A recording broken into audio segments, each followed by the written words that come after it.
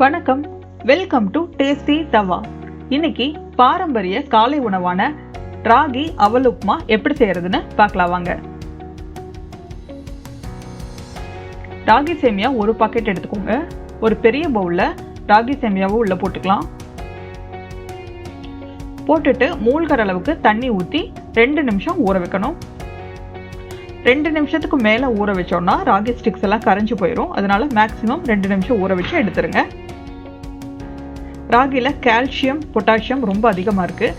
அதனால் ஏதாவது ஒரு வகையில் பிரேக்ஃபாஸ்ட்டுக்கு எடுத்துட்டோன்னா உடம்புக்கு ரொம்ப நல்லது. இப்போ ராகி ஊறிடுச்சு, தனியாக எடுத்து வச்சிடலாம்.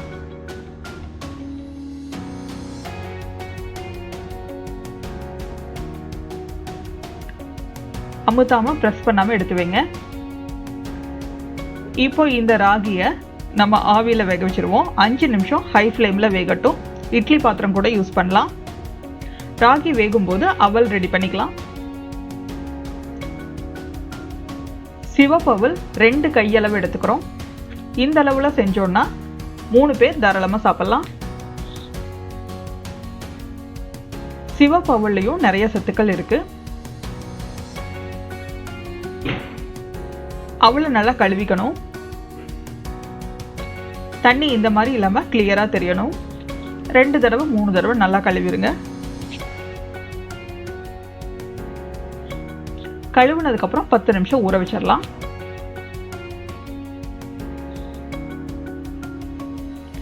அவல் எடுத்து இந்த மாதிரி அமுத்தி பார்த்தோன்னா நல்லா மசியணும், உடையக்கூடாது. அந்த பதத்தில் அவளை மட்டும் தனியாக பிழிஞ்சு எடுத்து வச்சிடலாம்.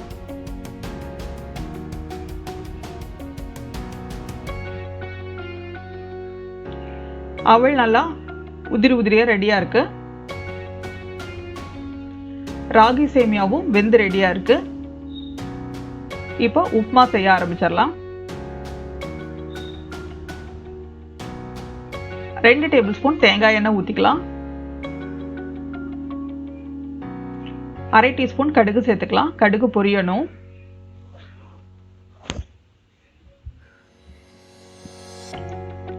ஒரு டீஸ்பூன் கடலைப்பருப்பு, உளுந்து பருப்பு சேர்த்துக்கலாம். ஸ்டவ்வை சிம்லேயே வச்சுக்கோங்க, இல்லைன்னா பருப்பெல்லாம் கருத்து போயிடும். பருப்புகள் லேசாக செவந்ததுக்கப்புறம் 2 மீடியம் சைஸ் பெரிய வெங்காயம் பொடியாக நறுக்குனது அதை சேர்த்துக்குவோம். பெரிய சைஸ் வெங்காயமாக இருந்தால் 1 போதும்.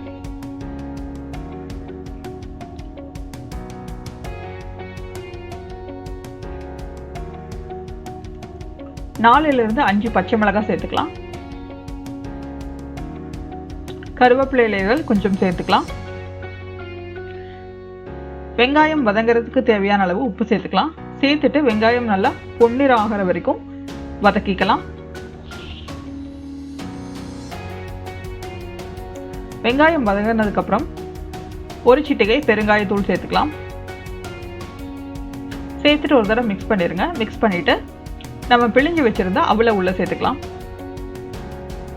நம்ம அவல் உப்மா, ராகி சேமியா 2யும் தனித்தனியாக செஞ்சுருப்போம். 2மே ரொம்ப சத்தானது தான். இந்த மாதிரி செய்யும்போது 2னுடைய சத்துக்களும் ஒரே சமயத்தில் நம்மளுக்கு கிடைக்கும். டேஸ்ட்டும் ரொம்ப அலாதியாக இருக்கும். செஞ்சு பாருங்கள். இப்போ உப்மாக்கு தேவையான அளவு உப்பு சேர்த்துக்கிறோம். சேர்த்துட்டு நல்லா மிக்ஸ் பண்ணிக்கலாம். அவல் எல்லாமே குக் ஆகணுங்கிற அவசியம் இல்லை. ஸ்பைசஸோட நல்லா மிக்ஸ் ஆனால் போதும். ஸ்டவ்வை சிம்லேயே வச்சு இதெல்லாம் செய்யுங்க.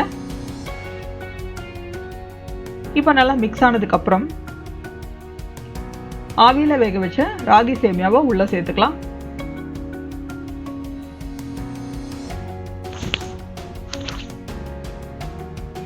ராகி சேமியா கொஞ்சம் கட்டியாக தான் இருக்கும். நம்ம நல்லா பெரட்டும் போது உதிரி உதிரியாக வந்துடும்.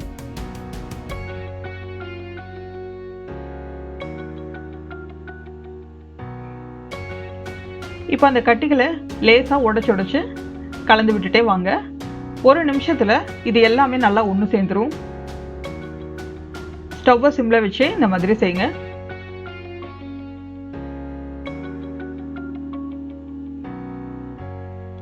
பாருங்கள், இப்போ எல்லாமே நல்லா உதிரி உதிரியாக நல்லா மிக்ஸ் ஆகி வந்திருக்கு. இப்போது 2 டேபிள் ஸ்பூன் தேங்காய் துருவல் சேர்த்துக்கலாம். தேங்காய் துருவல் சேர்க்கும்போது ரொம்ப டேஸ்ட் நல்லாயிருக்கும் சாப்பிடும்போது. 2 டேபிள் ஸ்பூன் பொடியாக நறுக்குனா கொத்தமல்லி இலைகள் சேர்த்துக்கலாம். சேர்த்துட்டு எல்லாத்தையும் ஒரு தடவை நல்லா மிக்ஸ் பண்ணி விடுங்க.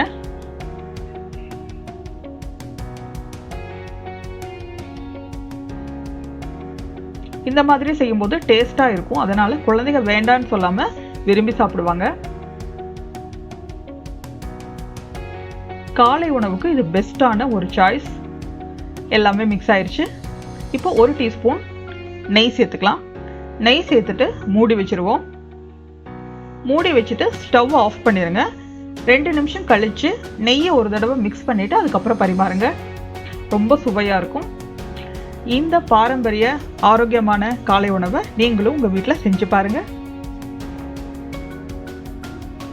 இந்த ரெசிபியை ட்ரை பண்ணி பாருங்கள். பிடிச்சிருந்தா லைக் பண்ணுங்கள், கமெண்ட் பண்ணுங்கள், ஷேர் பண்ணுங்கள், சப்ஸ்கிரைப் பண்ணுங்கள். கூடவே பெல் ஐக்கானையும் கிளிக் பண்ணிடுங்க. தேங்க்ஸ் ஃபார் வாட்சிங்.